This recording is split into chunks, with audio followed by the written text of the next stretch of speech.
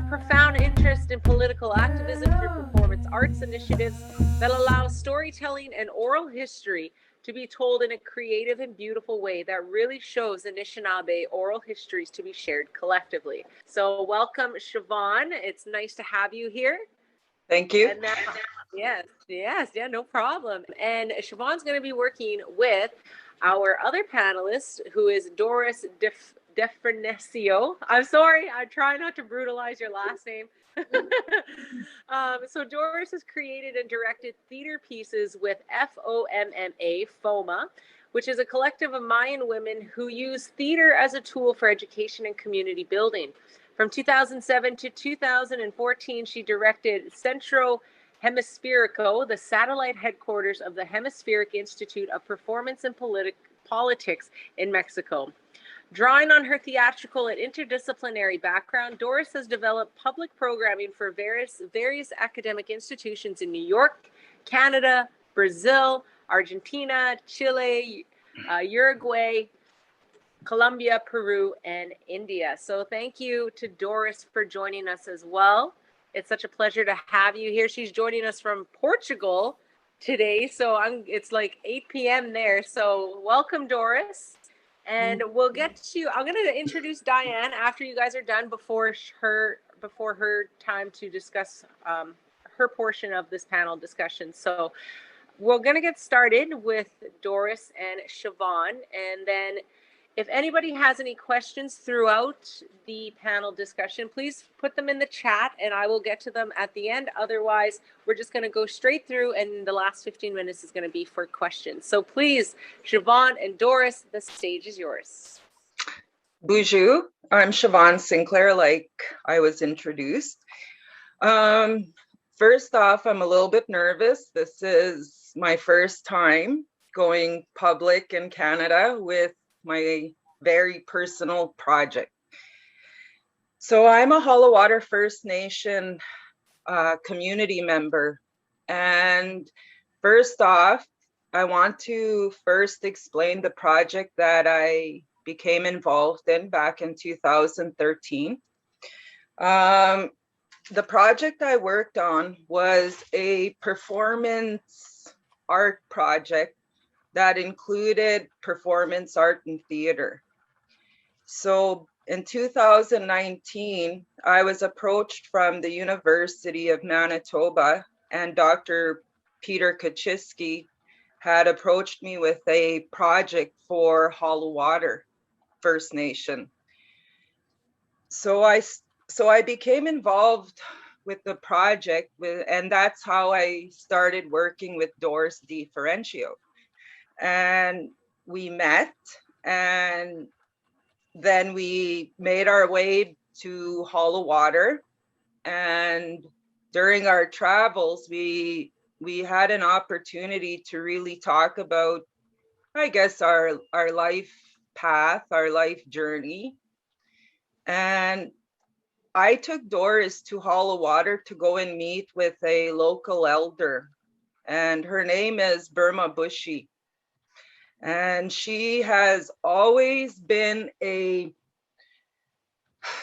mentor of mine. She's a respected elder, and she became one of my closest friends. So Doris and I went to visit Burma, and Burma is a trailblazer when it comes to political activism around First Nations. She's always been a firm believer that First Nation communities, First Nation people have the tools to heal themselves. And Burma has been, she played a huge role in our community, starting up various programs that aim to help communities heal. So she was quite the person that I really wanted to highlight her story. So I took Doris to Hollow Water to meet Burma, and Burma welcomed us into her kitchen. And then she talked to us about the geography and the environment. And she gave a really long teaching to Doris and I about the importance of environment, the importance of geography. But she also talked about how the environment and the geography of that environment, it perpetuates memories. And she talked to us about the importance of blood memory. And she talked about how the environment for First Nations will automatically bring up memory. And Doris started sharing with Burma about the process that she has worked with.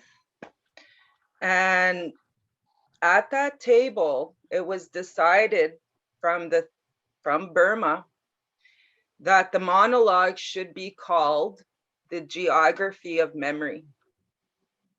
And it was decided at that table from Burma that I should be the one to talk about my personal story. And she presented me with this opportunity to really dig deep through the process of Doris that she'll be explaining later on, and to really dig deep into those memories that I have as a child, as a woman, as a grandmother now.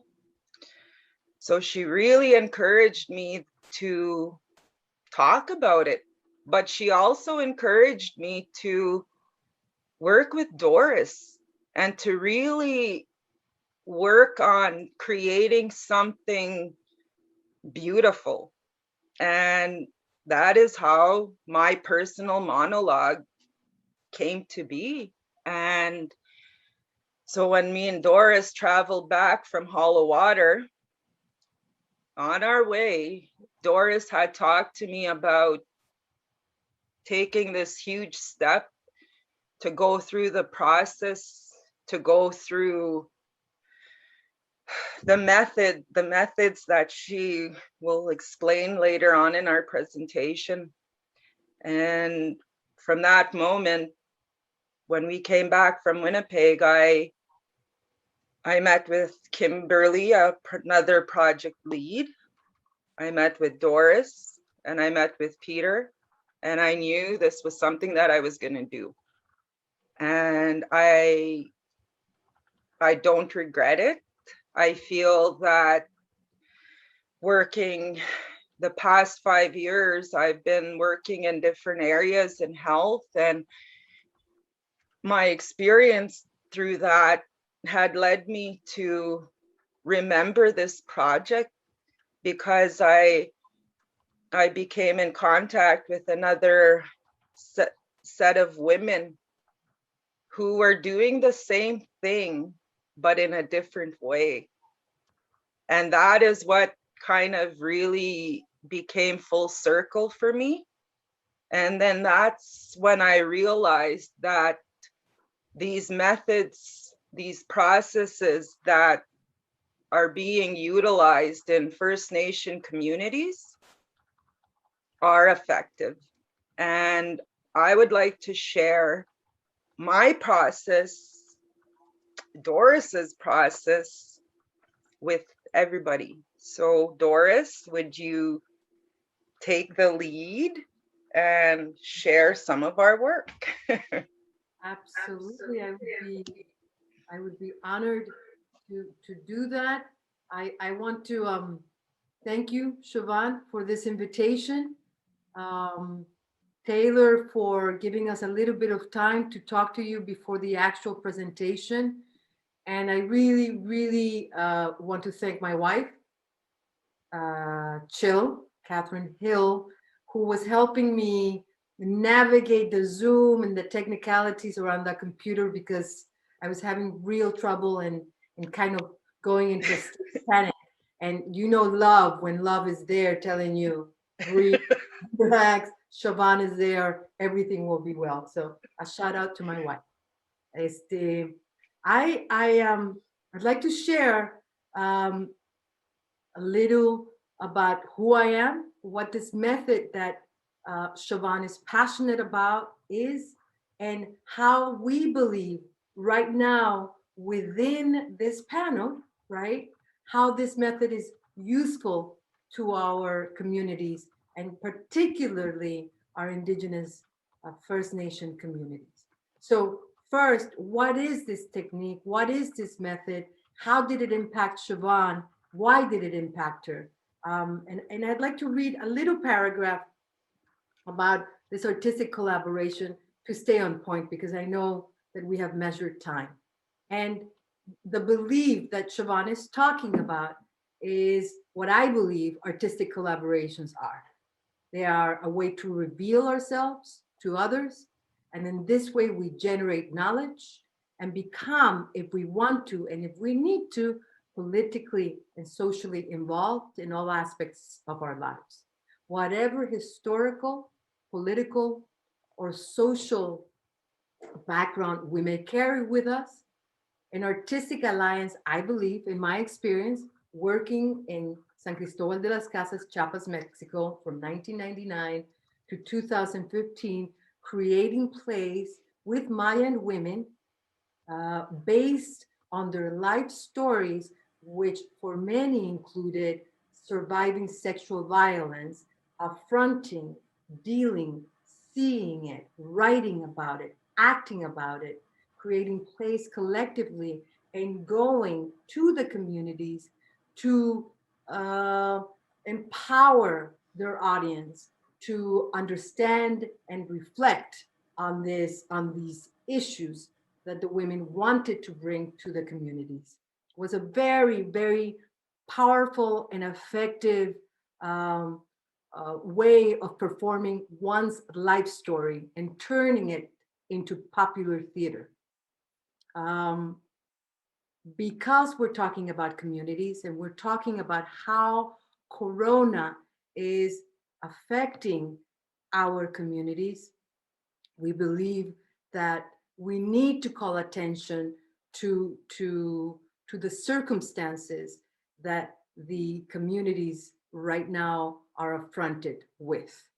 Not only are these realities of social inequalities obvious, but I believe that Corona has magnified the issues that are in reality are issues that are political issues. These issues that are colonial legacies of marginalization. And so if we want to heal from Corona, we need to also look at what are those inequalities that the communities have been dealing with before Corona.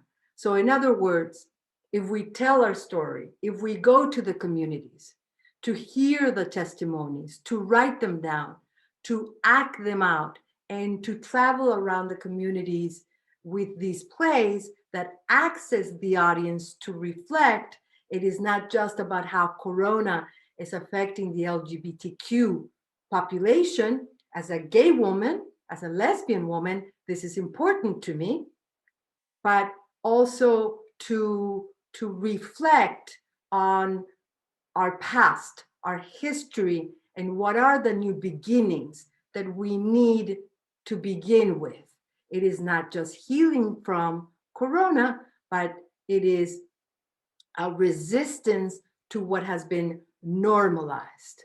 And so this resistance that we're talking about is a legacy of oppression, and especially affecting women's lives who have survived sexual violence in their communities and outside of their communities. And I believe that Shavon can speak more strongly about this matter because she brings in her life story into the play that we developed together with the women of FOMA, and she brought back to the communities in Canada.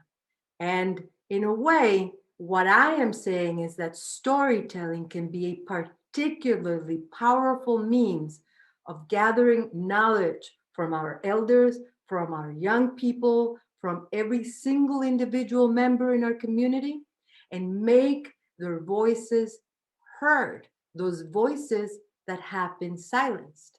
And this knowledge can be used in transformative ways, as Shavon is witnessing and speaking about. And as a director of popular theater, I am invested in first-person narratives and the retelling of these narratives in order to encourage women to locate their personal agency, power, and to share this encounter with their communities first and with the outside world second. I have witnessed this process from 1999 to 2015 when I traveled all of Latin America by bus and North America and Canada and worked with Shavon as a transformative and life-affirming process for the women I direct and collaborate with, for their communities, and for myself. I am deeply implicated as a facilitator and a theater director and a sociologist in this process of transformation throughout. And as such, I see my role as walking with the women I direct, not as someone coming in with knowledge and power to tell you what to do and how to say it, but it is a process, a qualitative, humane process where I walk with the women as a co-performer, a witness, and hopefully a friend. And I have as much, if not more, to learn from the women I have worked with than they do from me. We, Shavon and I, talk about oral history performance, acting through testimony. You affront your trauma, which you have inherited from generation to generation. You deal, see it, you confront it, you write about it, and you heal by telling others about it and exchanging and touching that trauma so that it doesn't repeat and you break a generational colonizing pattern. So through ritual, poetry, dance, spirituality, testimony, knowledge transference is generated, especially around violence, in order to seek solutions toward community building and healing. So what Shavon and I are trying to transfer to you all who are listening to us is that popular theater based on our life experience, our testimony, our voice, our spirituality engages the audience, you, toward actively thinking about us, the LGBT community, women who have survived sexual abuse, hear us, reflect about us, and build bridges and possibilities for change.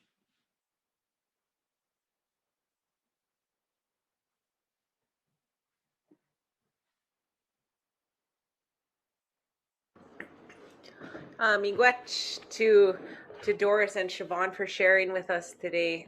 It was very, very great. Thank you so much. Our next presenter is Diane Redsky, who is a proud mother and of 3 children. Sorry, and one sec. Can I go last? I just got here and you are having... last. Oh, okay. You guys, okay. Shavon and Doris, you guys are all done? I missed everything so far. So I can resume. Shavon, do you want me to resume? Yes. First of all, Dr. Redsky, I am honored to be sharing this space with you.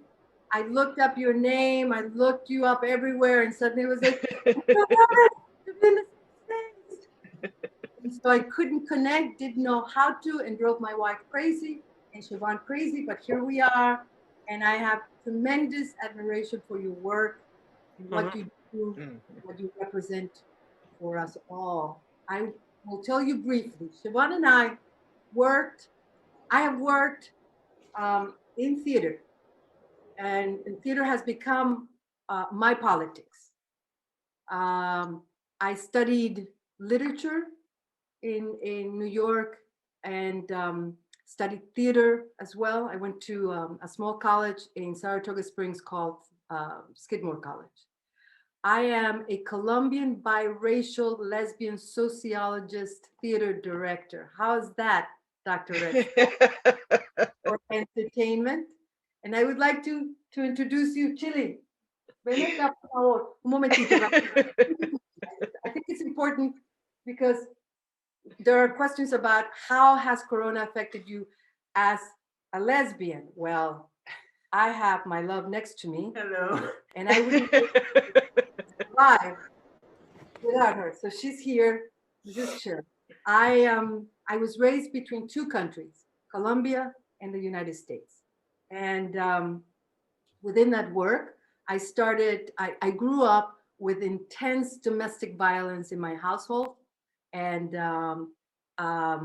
I found that there were certain theater techniques that enabled me to engage and deal with not only my trauma, but I wanted that technique to become a technique where I could work with women in other countries, including the United States, to engage in those techniques so they were able to deal with their trauma, articulate it, verbalize it, and express it physically through movement, through emotions, through thinking, through engaging with the audience. So in New York, I directed various educational programs. One in particular, which I'm very proud of, is Henry Street Settlement. My director and friend is Katha Cato. I learned a great deal from her. I was invited by a theater director, Ralph Lee, to go to San Cristobal de las Casas, Chiapas in 1999, when I was at that point developing this technique around testimony and theater, which is referencing Paulo Freire. And Paulo Freire was a Brazilian theater director who was also a sociologist like me. And I have great admiration for this man's work. He said, when you bring out the theater of the individual, the actor, the performer, you engage them in their agency. You engage them in communicating with their audience. You engage them in making and creating politics. So he talked about politics of memory, politics of the body, politics of language, politics of identity. And as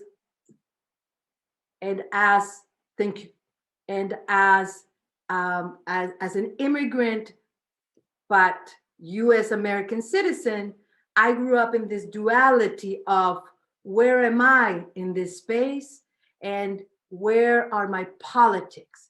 So when I was invited to Chiapas, which is on the border of Central America, during that time, many Salvadorians were being executed by the military regime and they were fleeing to New York. During that time, my brother, my aunt, and many relatives married Salvadorian immigrants. So I heard directly the violence towards their human rights that were happening there. During that time, I was invited in '99 to go to San Cristobal de las Casas. That is on the border of Central America. I came to this organization. It's a non-for-profit organization of Mayan women. And I started to work with them through storytelling. I brought this technique, which became a fusion, Chile, please, a fusion of Lee Strasberg's technique that worked with the Actors Studio. So it's not originally mine. It has become fused into something else, like Shavon says, but the technique is this. In order for you to feel, you have to access your psychological and emotional state. So if you have a character that has suffered some kind of trauma, you have to touch that trauma. So what happens with someone who has suffered violence, what happens is that you want to run away from it. You want to numb it with alcohol. You want to not tell it. You don't want to repeat it. You want to self-medicate. You want to erase it from your body. What I do with this technique is to go there. So with these women, many of them who migrated from their communities, Chamula, Sinacantan, many of the women suffered, I want to say, I'm training myself to use the word survived instead of being victimized. Survived the sexual violence. And when I arrived from New York, I wanted to bring in this technique, but I did not know I was going to face this amount of trauma. So what we did was to use the technique and to bring up collectively as a community of women the trauma. So many of them had never expressed that they had been raped, kidnapped, saw their mothers murdered by the father. And as a director, I was put into place to take in this testimony, to share it with each other, and then to say, this is part of the colonial legacy. This is what we have normalized, right, Dr. Redsky? This is what we are going to name. This is who we are. This is in our body, and our body is our territory. Our body is our land. And so how do we go back to our land in performance?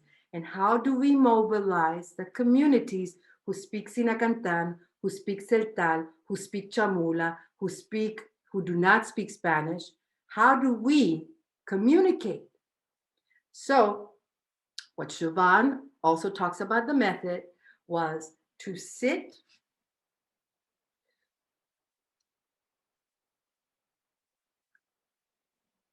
to listen, to be present, and to acknowledge and decolonize what I have inherited as a legacy. I see it in my mother, in the mother of my mother, in the mother of the mother of the mother. And the idea was, if there is a mission by you telling your story, we are going to write it, we are going to act it, and we are going to go tell it. But there's an intention in that telling. I am going to put my body in a public space where I am not usually allowed to stand. And I am going to tell you, the community, what happened to me. So it took weeks of crying, of desperation, of healing, of bringing in our shamans, of bringing in our mentors, of confronting the past, of collectively recognizing, boom, this is a legacy. It didn't happen just to me. So it must have happened to many people in our communities. So we are going to create popular theater with our bodies, with our voices, with our testimony. I am going to tell you my story, and I am going to ask you to step on the stage with me and take my place. So if you kidnap me and I see you there, I ask you to take my place and play my role. And let's exchange our skin, our heart, our feeling, and then we can talk about the dynamics of power, of poverty, of lack of education, of hunger, of sexual violence through theater. Miigwech, Doris, for that. Yeah, good for you. Okay, sorry, Taylor. No, that's okay. It's okay.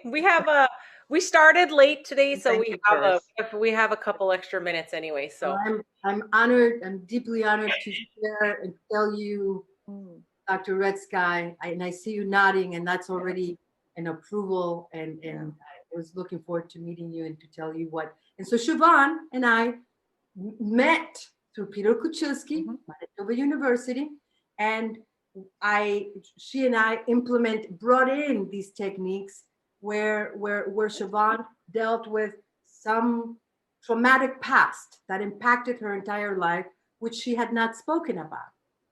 I brought this technique from Chiapas, Mexico to Canada with Shavon, and Shavon can tell you then what happened with her.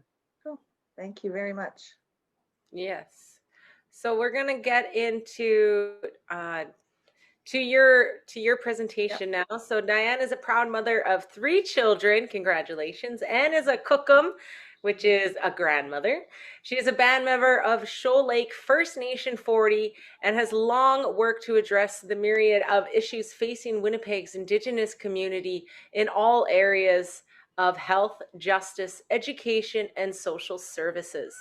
She is the executive director of Mama Way, the Mama Way Center in Winnipeg, which means in Ojibwe, we all work together to help one another. It is a community-based, community-led, Indigenous-driven family resource center that is a leader in community-based care for children, youth, and families. So, miigwech kozi for joining us. Diane, it's such an honor to have you joining us today, and we all look forward so much to what you have to say. So please allow me to stop talking and you to start. Well, thank you, Taylor, and thank you for the opportunity to be here. And just to clarify for the group, I as much as I probably may want to be a doctor or pose to be a doctor or interpret or be undercover and be one, I don't have that designation, but yet the wisdom certainly is there around working on this particular issue in Canada and for Indigenous people. So, but before I begin, I wish to acknowledge the traditional territory of Treaty 1 and homeland of the Métis Nation that I have the privilege of living and working on, and that is in Winnipeg, Manitoba. I also wish to acknowledge the Treaty 3 territory of my ancestors from Shoal Lake First Nation and recognize the water that Shoal Lake gives from my community, Shoal Lake, to the city of Winnipeg.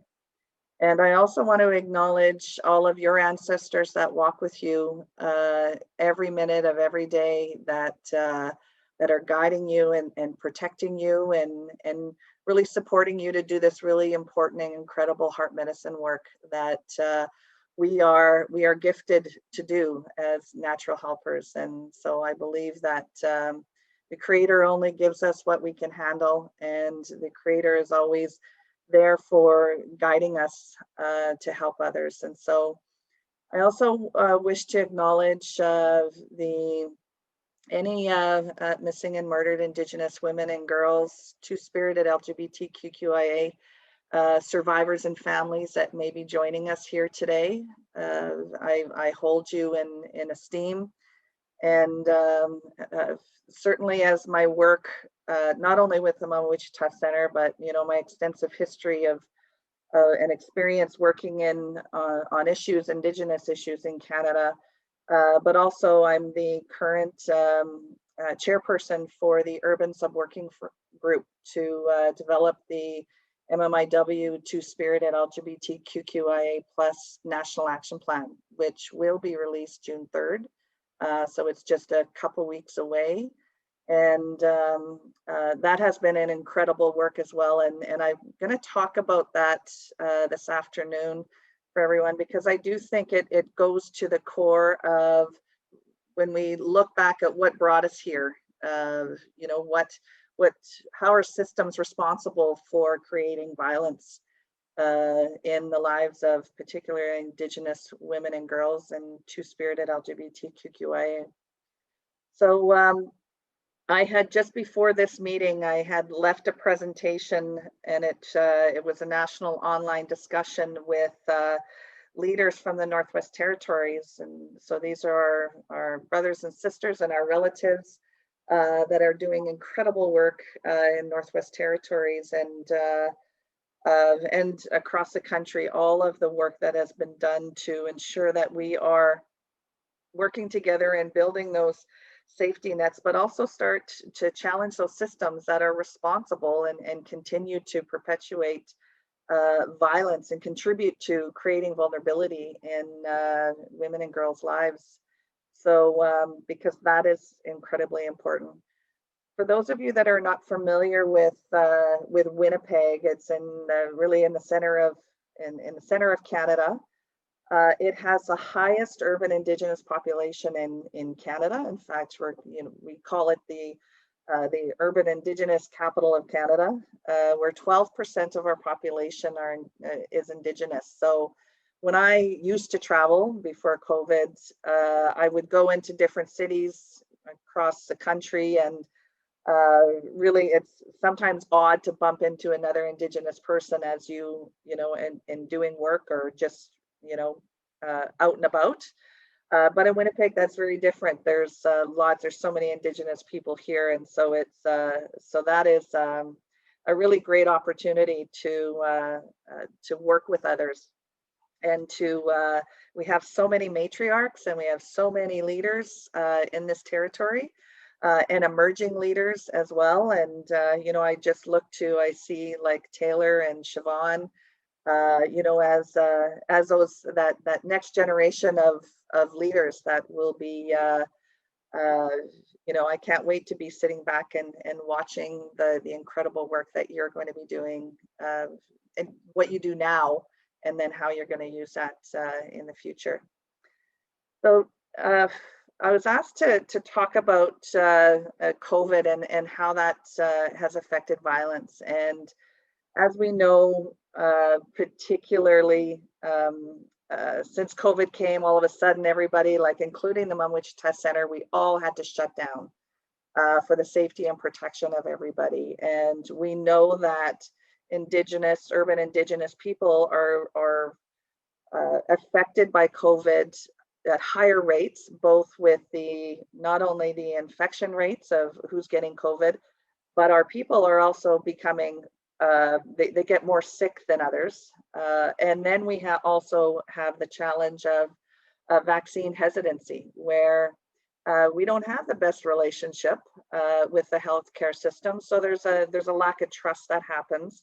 Among many other things, the reason why people are hesitant for vaccines. And so we really have a lot of challenges when it comes to how are we going to get out of this pandemic unscathed without losing too many of our relatives in that process. And so what COVID has done almost immediately was magnified the food and income security of people who live in poverty. And, you know, without a doubt, many of our community members would come to the Mum Wichita Center, and many community resources like the Mum Wichita Center, where they would rely on community organizations for their daily food survival. And when you're closed, you're not able to provide that food, and people need to eat to live. So that was our immediate reaction, was to make sure we can get food to people. And so since last March, we have delivered over 200,000 hampers in the city of Winnipeg to ensure that we are taking care of our community and taking care of our kids, recognizing that food and income insecurity is a reality of people who are living in poverty, and really little and no kind of reaction and understanding from the systems that created the poverty situation in the first place, you know, around poor housing and, you know, the welfare and EIA, you know, creating, you know, a whole bunch of rules around that. And so it's really hard for somebody who is poor to get out of poverty. And in fact, we did a report a number of years ago, and we called it it takes all day to be poor. Because by the time you navigate through all these systems and figure out how to work them and be able to use them to benefit your own family, you've just done a 12-hour shift 7 days a week. So it is, you know, there's the hardest working people are the people who are living in poverty, and there's a really misconception around that. That people are lazy and don't want to do anything. It's like it's a full-time overtime job in our country, certainly in Manitoba, to live in poverty and have to work. And so COVID has also created some mixed messaging for families, particularly if you are a woman, girl, or two-spirited LGBTQIA, around stay home. And well, if home is not safe, then staying home is not the right message. And so, but we continue to get stay-at-home messages, and so we're finding that violence is increasing. Violence is increasing. People are at home. There is lots of pressure put on. Where is the next meal coming from? Where is the where am I going to go get money and serve? That was good and bad for some people as well. And still we're trying to help families come out of the government benefit program that was supposed to be there to benefit people, but had the reverse effect for many others. And so stress is high, particularly now as COVID. I thought there was going to be a first wave, and then I heard there is a second wave, and now there's a third wave, and then now people are talking about a fourth wave, and I'm like, how many waves are there? Like, where is the end? And so there is, you know, incredible stress put on families if you can't see the light at the end of the tunnel. And what further complicates that is the reality of how the people who are taking advantage of the situation, of particularly for sexually exploited women. And these are sexually exploited women who really have no choice, and who are needing money to pay rent, needing money for food. And that because they have no choice. And so there are many people, many bad people who are taking advantage of that desperation in women's lives. And so what sexually exploited women would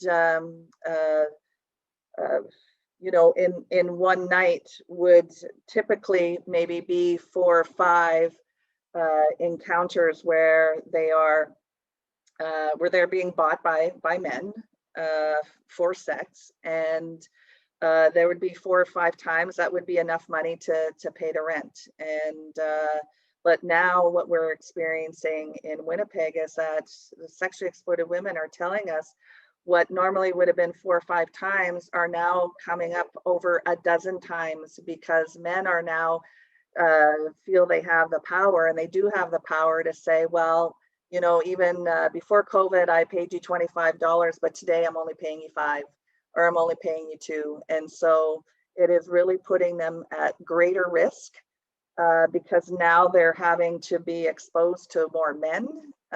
And so that is an incredible concern about how COVID has impacted and exacerbated the violence against Indigenous women and girls. And so this is really incredibly important to continue to keep having these conversations. But I also want to just quickly talk about where like the root causes and the source of many of these problems are rooted in the systemic violence. It's rooted in the systems that were set up to create vulnerability on purpose. And that's not, that wasn't by mistake by any means. There are many systems that are set up to specifically target Indigenous women and girls to harm them. Most of the systems, in fact, are there intentionally to harm women. And so the Missing and Murdered Indigenous Women's National Inquiry, in fact, concluded that what's been happening in Canada since settlers got here is genocide against Indigenous women and girls. And you know, that speaks to the intention that was placed. And so we really need to ensure that we are keeping that conversation alive around the role that the systems play in creating the violence, because it is how you get out of that and how you change that is about the role that systems can play to help us get out of it. And so that is really the basis and at the core of the work around the National Action Plan. Is to change, to have some transformable change. We don't want tweaking of systems anymore. We don't want to go halfway anymore. We have to go all the way. It's all or nothing,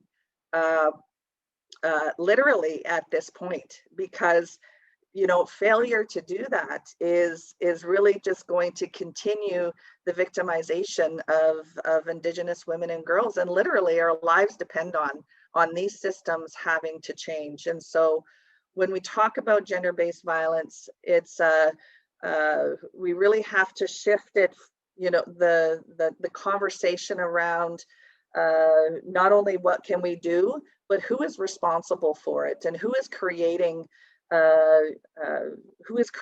it, and how can we go upstream to start really having significant change. And so I just would like to end with the, you know, as we change these make these transformative changes within systems, decolonize systems as well, because that's the end goal. We need the systems to be able to work for us, but we also want to honor and elevate those grassroots initiatives that have that called for the national inquiry, all of those rallies, those marches, the family members, the local and Indigenous women were the ones that made that happen across the country.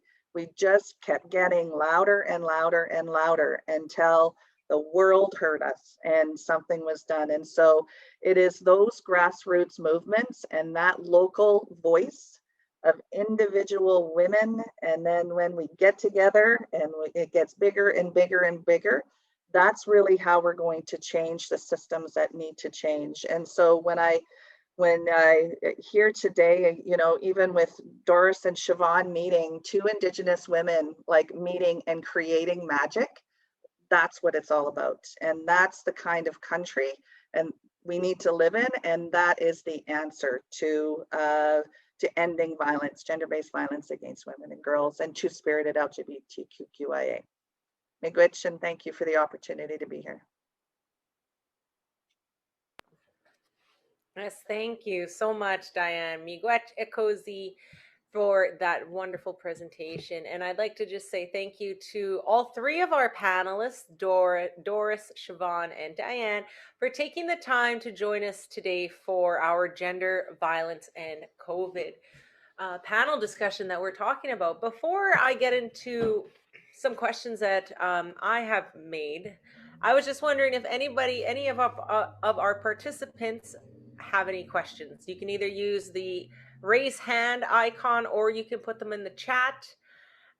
So I do have one question from Lori.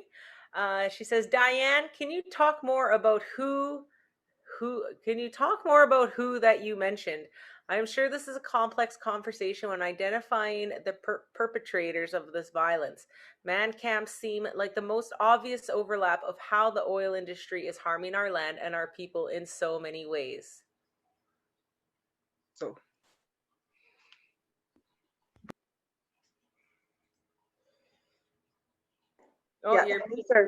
these are certainly multiple conversations that need to be had.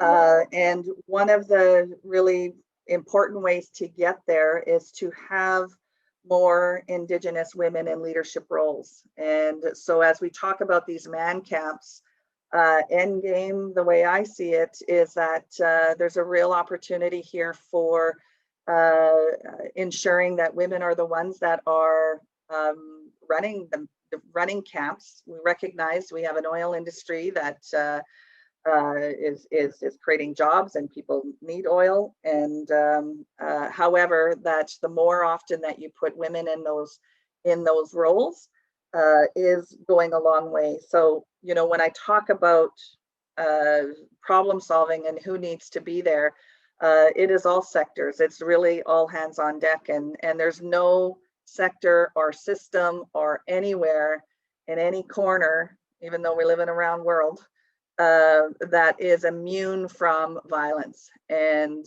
you know, I heard earlier that this, like, violence is, and we all know violence is learned, and violence can be unlearned, and we can create a new generation of and work towards creating generations of kind men and of really well and powerful women. And we're, you know, we are doing a lot of work already, and that's in both those areas.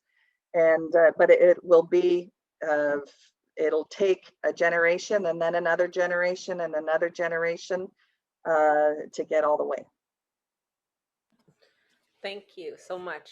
If there are any more questions, you can put them in the chat. I'm going to ask Doris and Shavon a question because Diane, you addressed it already in your chat there. But gender violence is, as we all know, it's been a major issue long before COVID even hit. But you were talking about how it's been magnified due to the pandemic. So I just want to ask Shavon and Doris what their thoughts are on this magnification of gender violence during a pandemic.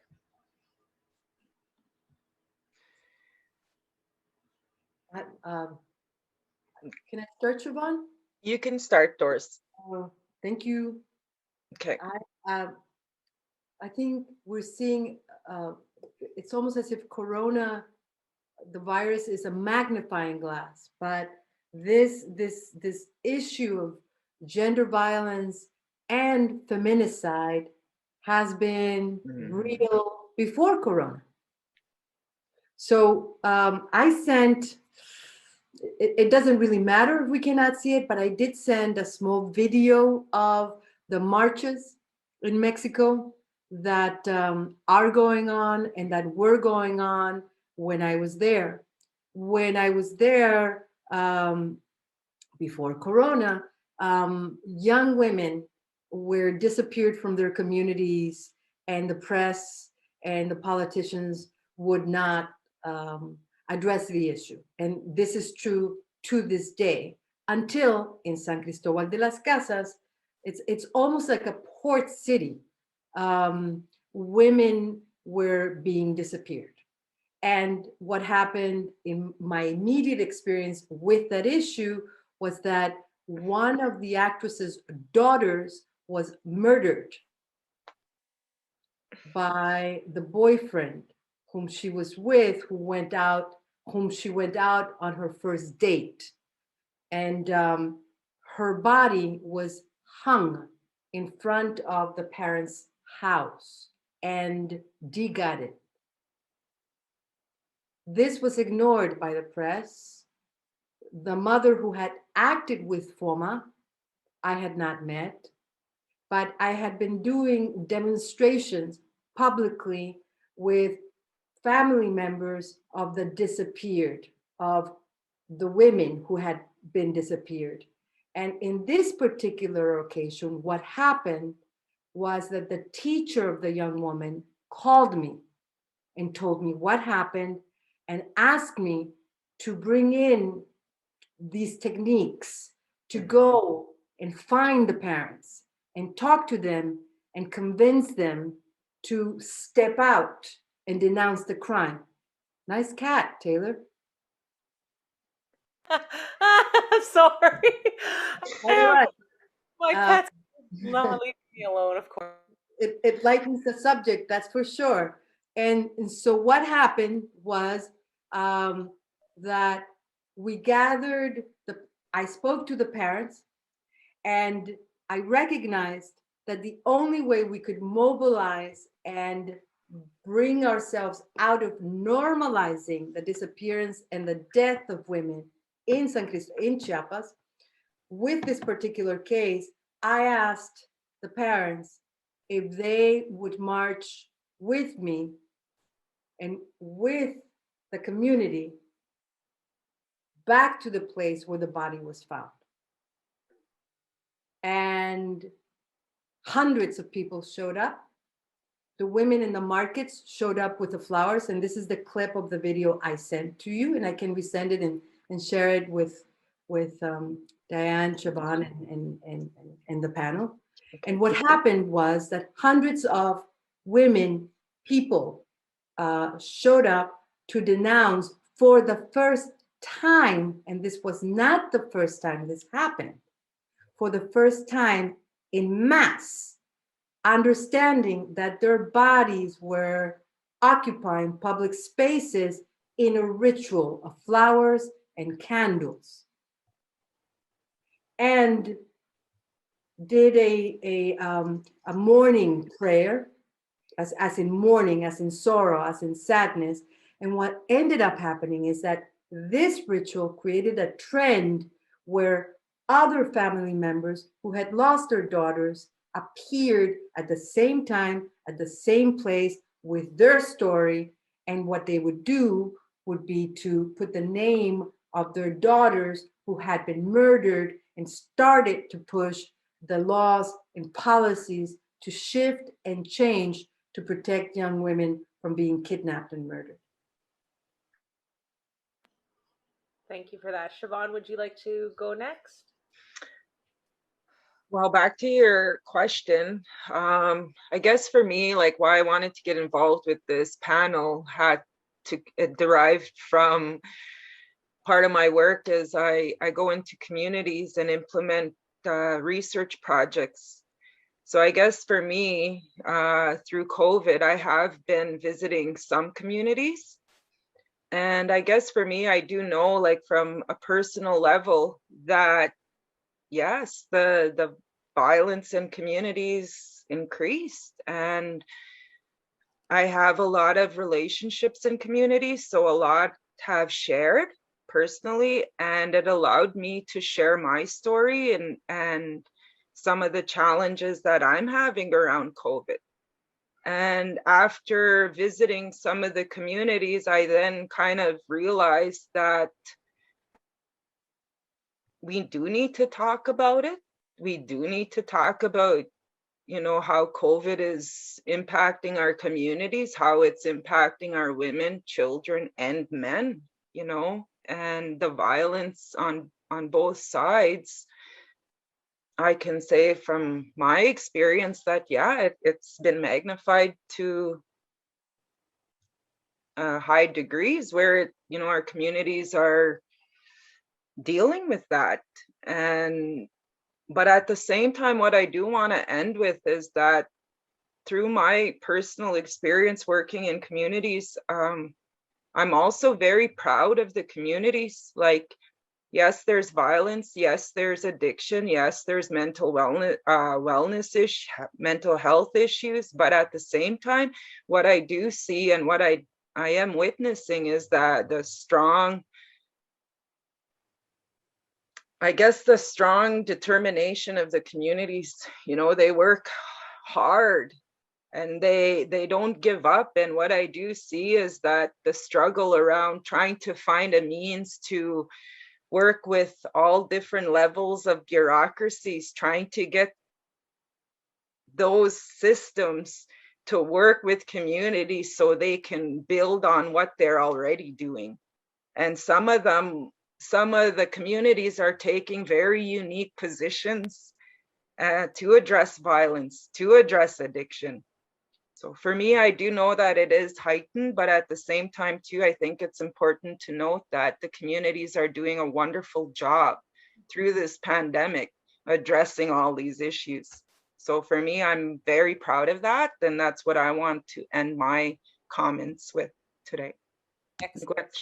We only have about 2 or 3 minutes left, so I'm going to ask one more question. Hopefully we can get everybody to answer. Try and keep your answers brief and to the point. Sorry to say, I don't like cutting people off, but time, I tell you, that vicious clock. So my last question is, what is your counterintuitive, half crazy prediction about what's going to happen as we move out of this pandemic, as we move out of this remote, this separate togetherness that we have? How do you see gender and violence? Do you see successes or challenges that we face, say, in as soon as the pandemic is over? I think if I may, then I'm going to say Diane. I'm not going to say Dr. Redsky. I'm going to reference Shavon and Diane. Yes. Okay. And I'm going to try to answer it as quickly as possible. I don't think we can think in terms of before Corona and after Corona. Corona magnified the issue, and in the institutions that perpetuate these conditions, which we are naming today. So if we are going to think of a new reality or a new beginning when Corona is over, we need to think about vaccinating everyone equally. We need to think about health and work and equality and women's rights as part of those new systems that we need to dismantle and refigure. This is not a question around Corona. Is it over and we go back to normal? And if that is the question, my response is, well, what is the normal? And that normal that we are seeing, where people are further marginalized from having a life, we need to rethink about the systems that continue to colonize and perpetuate those lives and those social circumstances. Wonderful. Thank you so much. Diane or Shavon, would you like to say something before we wrap it all up? I want Diane to. Go ahead. Yeah, well, we have total control over what the new normal is. As a community, we have, while the systems may force things on us, there is ways and things we can do something about it. And so for me, with building a network of people to build that new normal, and that new normal means that we're not normalizing violence. That new normal means about healing. That new normal means about investing into the power of our girls, the power of our women, for our Indigenous nations to step forward. And so I see actually as defining that new normal, can't wait to get there and work together with people, because while the pandemic has been horrific, it has also shone a light that we've been trying to prove and say for decades. And now there is more attention to it. We have a unique opportunity, and anytime I see a little window, I want to bust right through it. So this is our opportunity, and so I'm looking forward to both our individual and our collective opportunity to create a new normal for our communities and for our women and for our families. Yeah. Awesome.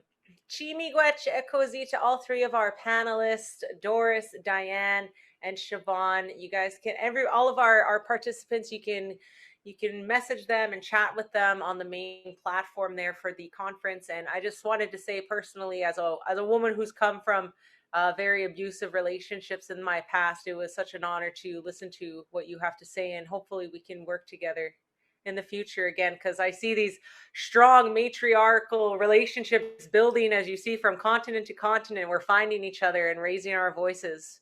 So miigwech to everybody, and I'm presenting in an hour, so I gotta go and get ready. It was such a pleasure. So have a good day. Enjoy the rest of the conference, and those of you I may see in about an hour.